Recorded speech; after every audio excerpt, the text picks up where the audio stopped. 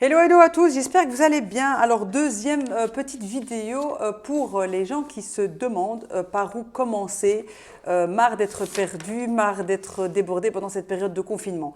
J'ai donné un premier exercice, un peu premier jeu que j'ai appelé le 4 quarts pour démarrer. Voilà, vous pouvez l'utiliser comme bon vous semble. La deuxième issue, la deuxième lumière qui pourrait vous aider à sortir de cet état-là, c'est un autre jeu qui s'appelle la roue de la vie. Moi, je vais vous le présenter peut-être un petit peu autrement. Alors, dites-vous que dans notre vie, donc on n'a pas qu'une seule vie, on a plusieurs tranches de vie, plusieurs parties dans notre vie.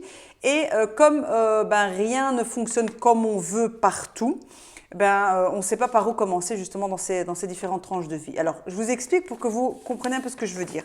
Dans nos tranches de vie, on en a 8. C'est ce qui fait référence un peu à la roue de la vie. Alors, on a une vie physique. On a notre vie au niveau de la santé, de la beauté et de tout ce qui concerne le corps. Ça, c'est la première chose. La deuxième, c'est tout ce qui est professionnel, d'accord? Tout ce qui est en lien avec le travail ou tout ce qui est avec l'environnement extérieur professionnel. Troisième, la vie mentale, c'est-à-dire qu'il y en a qui aiment apprendre, il y en a qui veulent se développer, il y en a qui veulent faire des formations, il y en a qui veulent se sentir bien dans leur tête, c'est la vie mentale.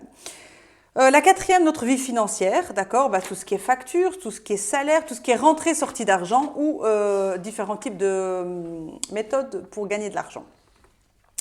La cinquième, la vie spirituelle. La vie spirituelle, c'est quoi? C'est le fait d'être en paix avec soi-même, le fait d'être aligné avec ce qu'on a envie de faire dans la vie. Ça peut être lié aux religions et ça peut être lié tout simplement à sa façon de voir le monde, à sa vision des choses et de comprendre le monde.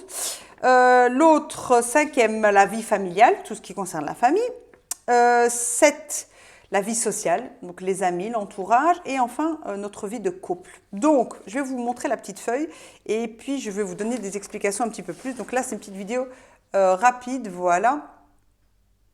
Donc, mental, qu'est-ce que j'ai mis? Mental, physique, intellectuel, financière, spirituel, famille, sociale et couple. Alors, dans toutes ces parties de notre vie, ça va pas très très bien, ça ne devrait pas aller en tout cas comme on voudrait. On voudrait s'améliorer dans certains de ces points. Certains de ces points ont une priorité pour nous, d'autres pas nécessairement. Et peut-être que le fait de diviser notre vie, donc on va dire notre vie en tranches, et de se dire donc finalement c'est laquelle qui me pose le plus problème et c'est laquelle que j'ai vraiment envie d'améliorer ou celle qui ferait que je me sentirais mieux. Donc, pourquoi c'est super important de passer aussi par cette porte-là? C'est que, je vous donne un exemple, j'ai accompagné un jour une personne qui est venue vers moi en me disant, voilà, moi, c'est ma vie mentale qui me bloque, j'ai envie d'apprendre, j'ai envie de faire des formations, mais j'ai pas assez d'argent, je dois travailler pour mes enfants et je fais pas un boulot qui me plaît. Donc, il est arrivé vraiment avec une demande précise. Ce qui fait que je lui ai posé toutes les bonnes questions, je l'ai accompagné, on s'est vu 2-3 fois, et en fait, en le faisant accoucher des bonnes réponses, en fait, on s'est rendu compte le problème n'était pas prioritairement dans sa vie mentale, mais plutôt c'était sa vie professionnelle. Il y avait un petit souci au niveau de son boulot, et il s'en était pas rendu compte parce que c'est inconscient. Et c'est là où nous, on apporte notre aide. Donc, ça sert à quoi de trouver la tête de notre problème global? Donc, le bon bout, le bon début, c'est qu'une fois qu'on règle ça, les autres vont commencer à se régler par effet domino. Donc, c'est ça qui fait que certains n'avancent jamais dans leur vie parce qu'ils essayent de régler quelque chose qui n'est pas du tout la priorité.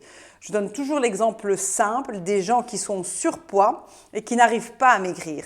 Pour moi, et ça ne n'engage que moi, c'est parce qu'en fait, dans leur inconscient, ce n'est pas la priorité. Et donc, ils essayent de maigrir pour faire plaisir soit au conjoint, soit à la société, mais en fait, eux, leur priorité, c'est pas ça. On peut avoir une personne qui est obèse, par exemple, mais en fait, qui rêve de chanter, je donne un exemple simple, ou qui rêve tout simplement d'ouvrir son restaurant ou sa boulangerie, ou de se lancer dans la couture.